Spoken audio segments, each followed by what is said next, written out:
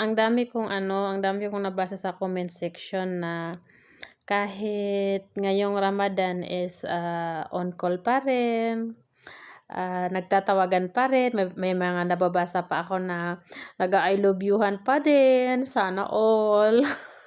Sana all. Grabe na talaga yung pagmamahal ng mga Pakistani nyo sa inyo, no? Ang suswerte nyo na. Tapos magrereklamo pa rin kayo? Tama na ha. Huwag nyo nang sisihin yung mga Pakistani nyo ha. 'Di ba? Kasi doon sa previous post ko, sabi nila, I love you pa nga kahit araw, kahit Ramadan. O, sana all. Tapos yung iba, magkatabi pa daw, sana all. So, 'di ba? Ganyan kayo kamahal ng mga Pakistani nyo. So, pag nasaktan kayo, wag nyo lahat isisi. 'Di ba? Try nyo rin tingnan yung mga sarili nyo, mga sarili natin. Isa na ako doon kasi nga lagi kong inaaway minsan pag nasa ako. Nasa mood ako mag-away kahit walang ginagawa, inaaway ko talaga si Pakistani. So, yun, kung minsan, hindi natin dapat isisi sa kanila lahat kasi tayo din, sumusobra na din tayo kung minsan. Inaamin ko yon. Aminin nyo na rin. 'Di ba? Kaya wag kayong iyak-iyak ha. Wag kayong iyak-iyak dito sa TikTok. Pagsumbong kayo sa akin para dagdagan ko pa yung nyo, iyak nyo. 'Di ba? Grabe yung pagmamahal ng mga Pakistani nyo sa inyo. Kasi kahit Ramadan, sana all, I love you pa din sa araw. Bawal yan.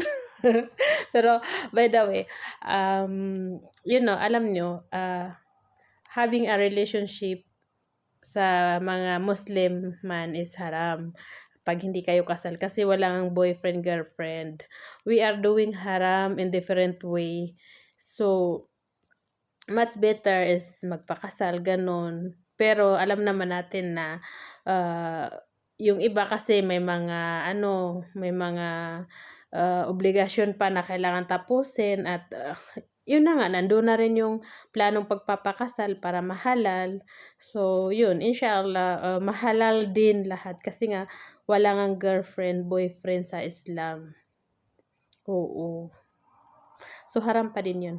Pero, sa Islam naman, pag nakagawa ka ng kamalian mo and you know that in yourself na nakagawa ka ng mali, you have to do is mag-pray ka, humingi ka ng kapatawaran kay Allah, kasi nagkasala ka.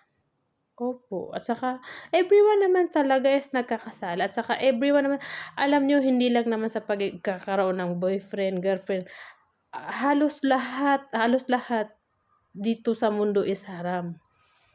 Nakakagawa talaga ang bawat isa ng haram in different way nga lang. Pero it's up to you kung paano ka humingi ng kapatawaran sa ating mahal na Panginoong Allah.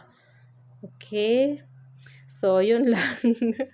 But because sa buwan ng Ramadan kasi, ito kasi yung holy month ng naming mga Muslim. So, we have to respect this. Kasi once a year lang naman din to nangyayari. At isang buwan lang din siya. So, yun. Haram is haram.